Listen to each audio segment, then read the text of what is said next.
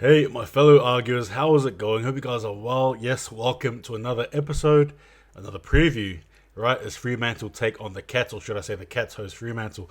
Now I'm saying I hope you guys are well. Thanks again for tuning in. I appreciate it very much. If you're new, you know what to do. Don't forget to like, share, subscribe, all that good stuff there. I'm a Kiwi. I love my footy. I love my AFL. I give it to you my way, the purple way, the only way, the argue way. But yes, this is another episode. Hope you guys are well. Anyway, let's get into it. So what I'm going to be doing, guys, is I'm going to be looking at the squads, right? Cats first and then Fremantle. I'm going to be talking about the strengths and weaknesses we have as a team, looking at 5 players to watch for both teams, giving guys my predictions, and then a conclusion. You guys ready? 3, 2, 1. And again, just before I start, I apologize for any butchering of names. The Cats. For fullbacks, you have Sam De Koning, Mark Blickvars, Jed Buse. Halfbacks are Jake Kolodnij, Tom Stewart, Tom Aikens. Centres are Mitch Duncan, Cameron Guthrie, Isaac Smith. Half forwards are Oliver Dempsey, Jeremy Cameron, and Mark O'Connor.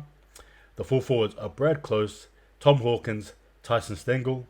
And the followers are Reece Stanley, Max Holmes, Joel Selwood. And the interchange is Zach Tui, Brandon Parfitt, Sean Higgins, Graham Myers. And the emergencies are Cooper Stevens, Luke Delhouse, Zach Guthrie, as well as Eseva Ratu Correa. Now for Fremantle, we have at the fullback Brennan Cox, Alex Pearce, Griffin Logue. Halfbacks are Blake Acres, Luke Ryan, Jordan Clark. The centres are Travis Coyler, Andy Brayshaw, as well as James Aish. Half forwards are Michael Walters, Josh Tracy, as well as Sam Switkowski.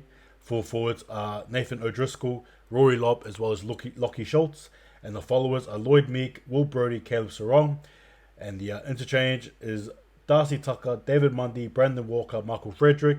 And the emergencies are Bailey Banfield, Carl Warner, Nathan Wilson, Ethan Hughes. Carl Warner, that's a big name, isn't it, right? We all know that rookie got selected in the rookie draft there, and I'll be honest with you, not only is that guy a Chad, but he's also a very good footy player by all accounts. Now, looking at this team here, obviously we got the outs. These are Bailey Banfield, Matt Tabner, unfortunately with injury, as well as Sean Darcy. We know what's happened there, both those guys. Tabner being recently announced to have the hamstring injury, and Sean Darcy, well, the concussion, right? You got to sit out for 2 weeks, which is unfortunate, but that's just the way it goes. Now, milestones also is Lockie Schultz will be playing his 500th game, and Darcy Tucker will be playing his 100th game. So again, congrats to both those players. Who have bled sweat and tears for that purple jumper, which is what you want to see. Now, the ins are Josh Tracy as well as Lloyd Meek. Now, my thoughts on the squad overall, hey, it's a good squad. Granted, Chapman and Hayden Young are not there. Reported that they weren't or not on the plane ride. Look, with COVID and all that stuff, again, I don't know the backstory, but if they had it, obviously isolation, all that stuff there, the fitness may not be there. So it is what it is in that regard. But like I said, overall, I'm happy with the squad there. Obviously, you've got the fullbacks there. You've got Brennan Cox, Pearce, Logue, Akers, Luke Ryan, Jordan Clark. You sort of feel, in my opinion anyway, comfortable with that mix there. Granted, like I said, you want to see your Youngs as well as your Chapmans play, but that is okay. I do believe these players in the back can fill their role very nicely in their own unique way. Particularly Jordan Clark too offers, much like Young, just that big boot to just boot it down all the way down to the midfield and beyond. Now again, looking at our full forwards, look at our forwards, right, from O'Driscoll to Lobb, Schultz, Meek, as well as Brodie, Sarong. Again, comfortable. I'm a massive fan of Will Brodie. I think he's not an unsung hero, somebody in my opinion who has just introduced himself right to us through the way he's played. Obviously, I think a few of us were unsure as to how he would fit in this team, and he's just basically said, look, I'll take the load, do it, right? 23 years young, how lucky are we to have such a unique, good player in Will Brodie. But again, overall, I like it. You got the likes of Brayshaw, Sarong. Again, it just sounds really cliche at this point there, but they're really good players, particularly Andy Brayshaw. I'm looking for a big game from him. Obviously, Lobb as well. Walters, he had a great game last week, to be fair, and let's all be honest now. Obviously, I think as a collective, we want more from him, and I'm sure he's been feeling the pressure, but a game like last week was good for him. Now, can he keep it into this game here? That's the consistency part that I think I've had an issue with Michael Walters in the last couple of years, to be fair. So how can he sort of adapt to that and again play his game? But I overall like it. Michael Frederick, I love it. Mundy, Walker, I'm happy. There's not much to say there. Strengths and weaknesses, right? So I'll go into the weaknesses. I think the weaknesses from Freo, again, because granted, we'll played so well in the last couple of games, so it's sort of like what weaknesses are you talking about? But I think for me, we can do just a bit more. Trying to defensive stop it. Trying to stop the ball. The defense, I think, needs to be played well. Inside 50s, in the way we try and direct and control that ball. And I think another thing for us as well is just the way we. I think one of our weaknesses too, in my own opinion, again, is the way we sort of can. Kicking out of our own 50, sometimes we can stuff it up just a little bit, right? Like on the odd occasion, we'll probably kick it to the opposition player. So again, fixing up those little things against a team like the Cats, look, it's really crucial, right? But that's just my thoughts there.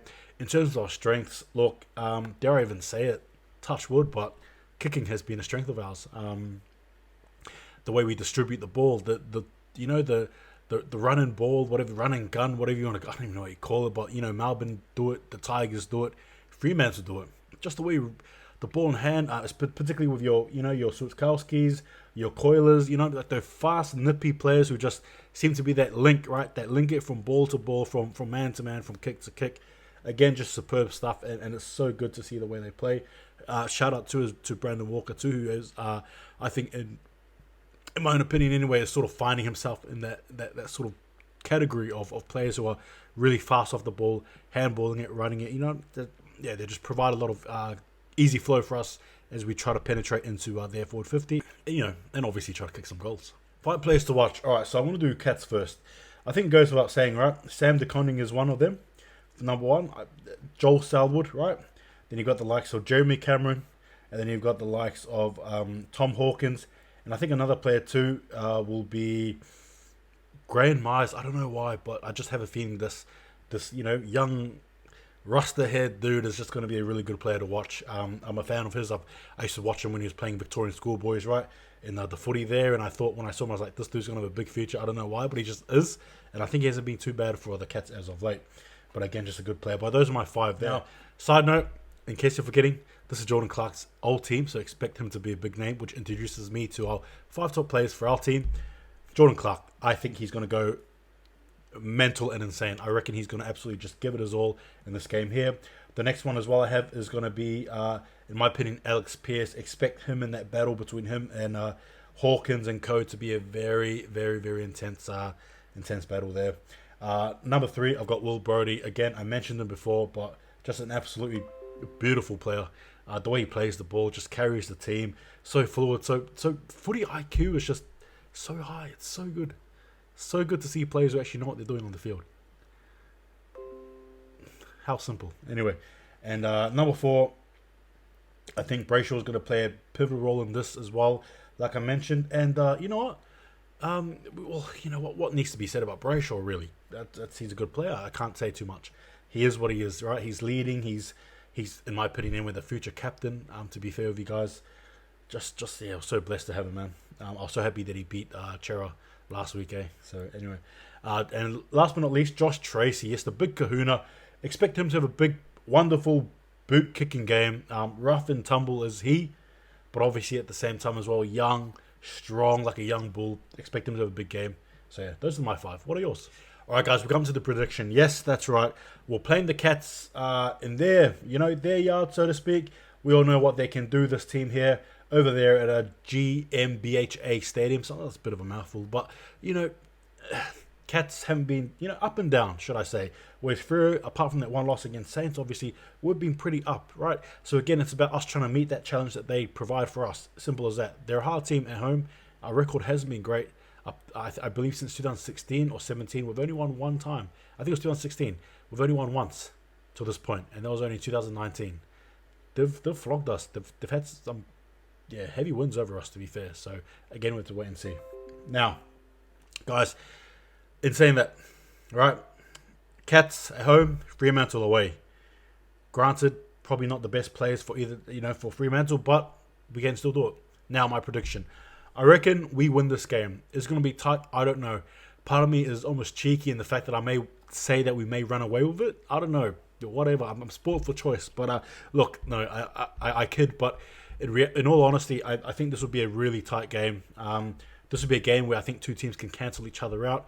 Again, Cats, on their day, they're the straightest shooters, I think, anyway. On their day, their defense is hard to penetrate, to be fair. Whereas with Freo, with us on our day, we can just about out kick and defend anyone. But I reckon we win this game here by 18 points. I think at the end, in the last, in the dying stages perhaps of the fourth quarter, with like 6 minutes to go, Freo, we kick it up a gear, get 3-4 goals in there. But I reckon we win by 18 to 30 points. That's what I think. What are your thoughts? The last part of it, the conclusion, right? And as we know, the Cats are a hard team. I make no illusion of that. However, I make no illusion when I say that Freo, flag mantle, baby. Freo, it is time. Freo, purple rain. Freo, let's go again. Look, I'm really excited about this game. To be fair with you guys, I'm sure we've heard the critics who have said, well, you guys haven't played a good team. You guys are, this is the real toughest challenge, quote unquote. Well, look, to be fair with you guys, we lost to Saints, who are doing quite well by 10 points. So again, you can say we're probably there adjusting. But anyway, I digress. Looking at this game here, it is a game we need to win. It's a game that I think anyway will show us where we are. I thought it was against the Blues. We handled them well. So in my opinion, I think we're doing okay. We'll do okay. But again, this team here, they've had the wood over us. It's about beating these guys at what they do. It's about just getting the win over them, right? In my opinion. But the conclusion is, do I believe we can? Absolutely. As Longmuir said, there's structures there that they just want to keep developing. He trusts the forwards. He trusts the backs. He trusts the mids. We're not here to joke around. We're not here to just take part. We're not here to just be a number. We're here to take over the damn whole thing.